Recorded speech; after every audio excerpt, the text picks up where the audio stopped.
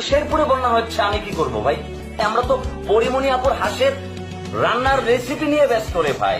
ওটার পরেই যাবে কি জায়েদ খান ব্রাশ করে ঘুমায়নি, তারপর হিরো আলমের 4-5টা গান যাবে একক সঙ্গীত, তারপর কান হেলালের উদ্বোধনী অনুষ্ঠান, তারপর মাহফুজ স্যারের গান। না ভাই, আমাদের টানা টাইট শিডিউল আছে।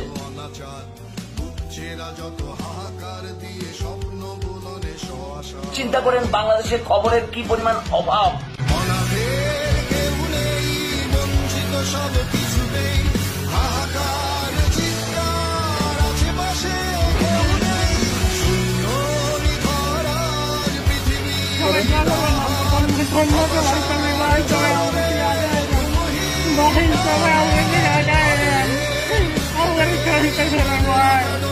I'm gonna be able to